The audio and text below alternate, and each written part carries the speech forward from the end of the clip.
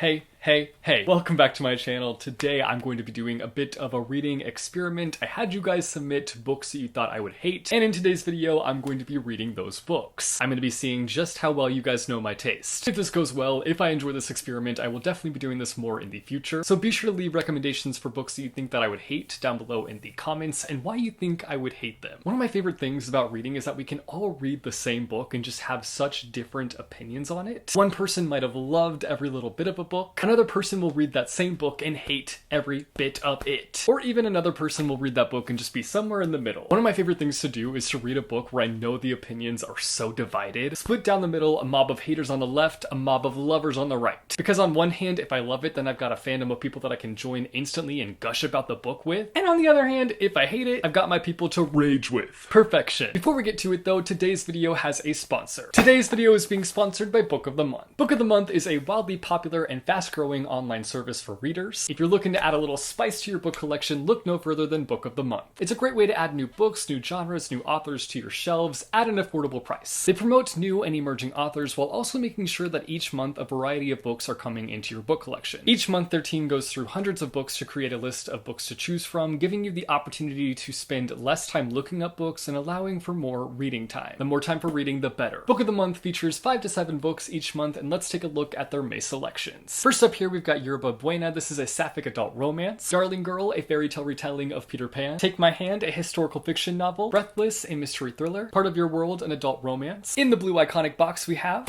The Hacienda, a historical fiction thriller. Additionally, Book of the Month sent me their add-on option, and it is Book of Night. Book of the Month provides an add-on option in case there's any other books that you want to add on to your order, which for me is always the case. What's one more book? Out of all the May selections, I think the one that I am the most interested in... Yerba Buena. This is Nina LaCour's first adult novel. In this book, two girls are trying to make a relationship happen after having an immediate connection, but the damage they both carry from their past makes it incredibly difficult. I've read a Nina LaCour book in the past and I wanted to give her another chance, so here's my shot. And of course, I'm very excited for Book of Night. I'm really intrigued to see what Holly Black has up her sleeve after the Cruel Prince trilogy. If you're looking for an affordable book buying option, I highly recommend Book of the Month. You can get your first Book of the Month box for only $9.99 using my code Jesse. I'll leave a link down below in the description for more information on Book of the Month. Go and check them out. Now, it's time to pick out my first read. I went over on my Instagram, at jessethereader if you want to follow me. Had you guys submit books that you thought I'd hate, I chucked them all into this mug, and it's time to pick my first read at random. Here we go! I picked up 2 on accident. I'm gonna choose the right one, because I'm right-handed. The book is Love is a Revolution, and here's the reason why this person recommended me this book. Love is a Revolution by Renee Watson, a romance YA with insta-love, red flag, and the main character is unlikable, but so is everyone else. Explores topics which you love, but with no payout. I am very intrigued. I am very interested to see how I end up feeling about this one. Wish me luck. I picked up Love is a Revolution from my library. This is what it's about. After attending an open mic night, our main character Nala falls deeply in love with this guy named Ty. Unfortunately, Nala ends up falling into a pit of lies as she grows her relationship with Ty. But as things go, her lies catch up to her and end up exploding. An explosion of lies. It's both a story about love in terms of relationships and self-love. Time for reading. I read it. I honestly wasn't sure going into this video if it was going to be a situation where you guys submitted these books that you thought that I would hate and I would end up loving them, or if I would actually end up on the hate side. This one did have a few qualities that I liked, but mostly it was not my cup of tea. This book is like the best example for when I say I do not like insta-love. Like, this is the prime example of what that looks like. I typically don't mind when eyes meet and a seed of infatuation is planted, but when eyes meet between two characters and they're automatically in love, that's where I draw the line. That's when my eyes roll into the back of my head. That's where I say, nope, nope, nope. I need more building blocks till we get to that point of love. And this one forgets to incorporate those building blocks. The main character's thoughts are borderline obsessive over this guy that she just met and only knows the surface of who he is as a person. And while I'm not going to say that her whole personality ends up revolving around him, what I will say is that her obsession does overshadow other aspects of her personality quite a bit. One thing that I did like about this book is how it does recognize the fact that you shouldn't change yourself for other people. In this book, our main character begins to live a lie for this guy. She lies about her views, she lies about her job, she lies about her interests. All of it is just one big lie. But over time, thankfully, she realizes how much it's wearing her down, and how instead of bringing her closer to this guy that she is obsessively thinking about, she realizes how it's tearing apart the relationship, if anything. It was nice to have a character that by the end of the book does transform, does change, does recognize that maybe changing yourself completely for someone else is not it. While the journey is messy, she learns her lesson. I will give her that. But it's very hard to enjoy yourself reading her perspective because of just how messy it gets. The book incorporates unlikable characters galore, like this is a pocket full of unlikable characters. And I often love unlikable characters. I feel like more times than not, they're bringing more to the table than we realize. They are bringing interesting factors into a book that would otherwise be dull without them. But this was a book where I felt like these unlikable characters needed to have their more redeeming qualities more so at the forefront, because truthfully, the way that they were written just drove me bonkers. And more times than not, like, I enjoy when an unlikable character comes into play and they bring in some spunk and some attitude. This was just...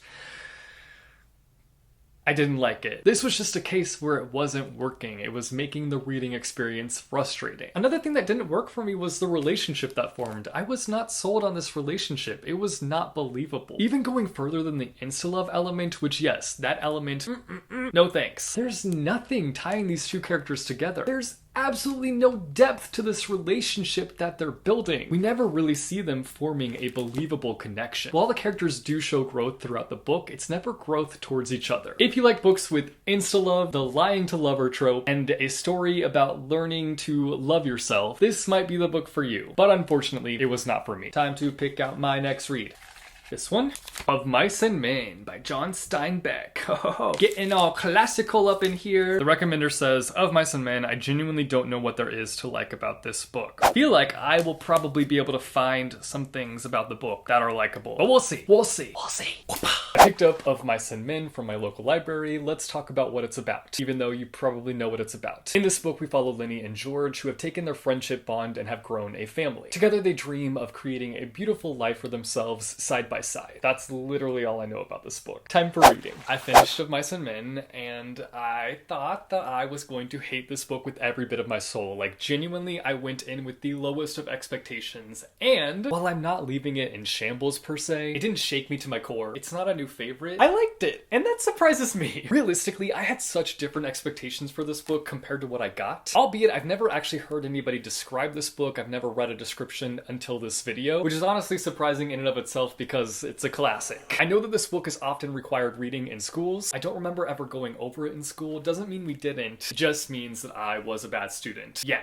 I had created this idea in my head surrounding this book that it was going to be this like grand, big adventure. Growing up, when I would see this specific cover for this book, it always gave me like grand journey quest vibes. Couldn't tell you why, because like, where are you seeing that from this cover, Jesse? Where? But I don't know, there's like the field and the silhouette of two characters, and I thought they were going on this journey and taking on this grand mission, which, you know, in some ways, I wasn't too far off. It is a journey, just not the one that I envisioned. While it's not necessarily a book that I'm coming out of it feeling this like grand love for, I still have a lot of respect for this book. I'm coming out of it appreciating it more than I thought that I would, or even more than I thought that I could. The friendship exploration was one of my favorite parts of the book. We have such an interesting dynamic that is formed between Linny and George. Linny has a disability, and George often finds himself taking care of Linny. The progression of their friendship and where they end up in the end just had me completely stumped. I could have never foreseen the tragedy of where this bond ends up. Never, ever, ever, ever, ever. It was bold in its plot twist, and John Steinbeck really said, I'm going to make you feel something today, dear reader. And boy,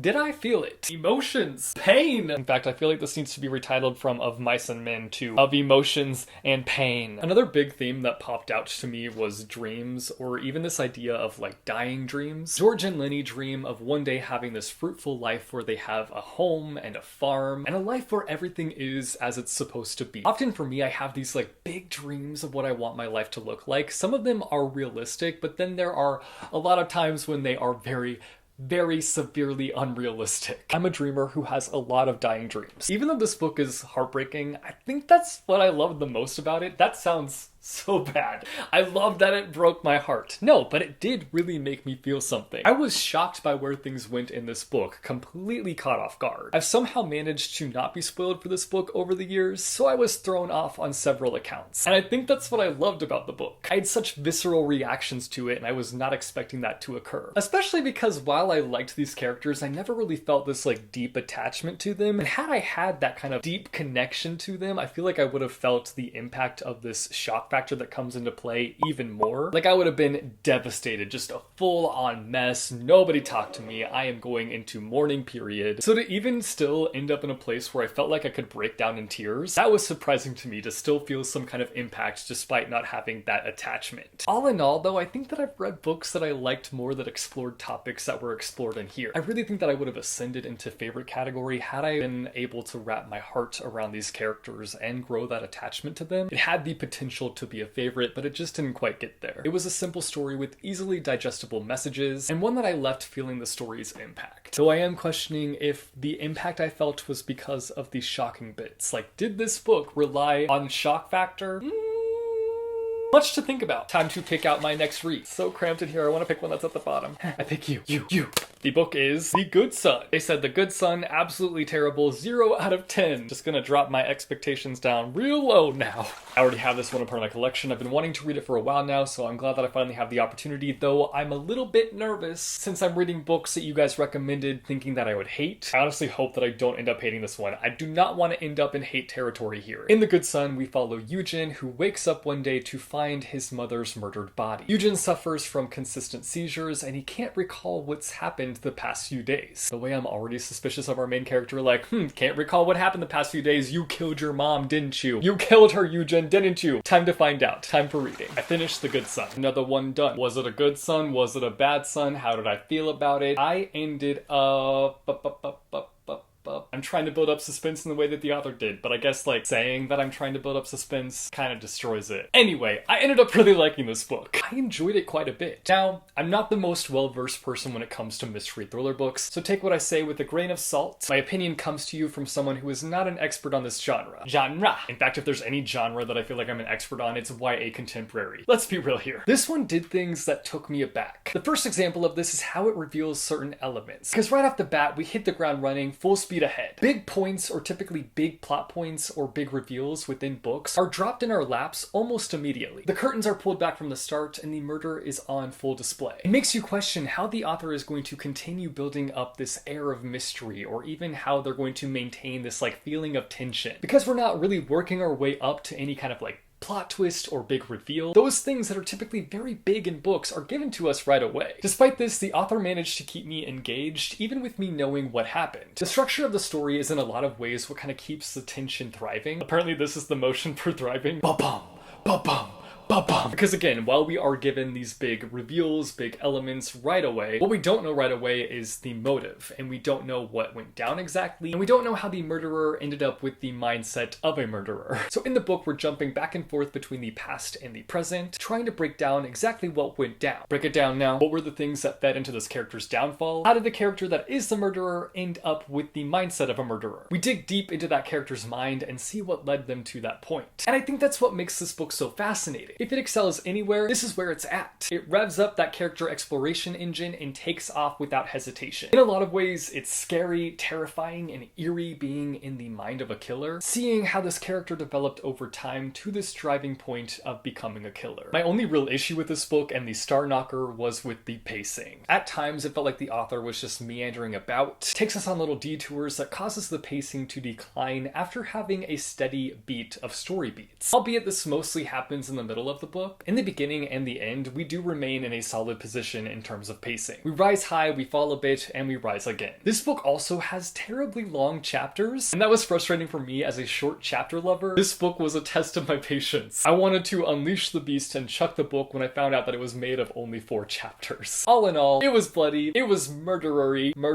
really? Yes. It was frightening being in the mind of a killer, but I thoroughly enjoyed my spooky time within this book. That brings us to the end of today's video. I just realized that I never gave star ratings to each of these books, so let me do just that. Love is a Revolution, I would give a 2.5 out of 5 stars. Of Mice and Men, I'd give it a 3.5 out of 5 stars. And The Good Son, I'd give a solid 4 out of 5 stars. Those are the books that I read for this video. I ended up not loving one of them and enjoying the other two. Thank you to those of you who sent in recommendations. I'm definitely going to do this again. I just found it to be really enjoyable. I liked trying to figure out or pick up on things that you guys might have thought that I was going to hate with these books. I think I'm going to also do a video where I just take your recommendations of books that you think that I'll love, so leave some recommendations for me down below in the comments. What's a book that you think I love, knowing my book tastes? That's it for today's video though. If you liked it, be sure to go and hit that like button. If you want to see more bookish content from me, be sure to go and hit subscribe or go and hit that bell icon and you'll be notified every time I post new videos. As always, thank you guys so much for watching. I hope your day is bright, that tomorrow is brighter. Keep reading what your heart desires, and I will see you soon with a new video.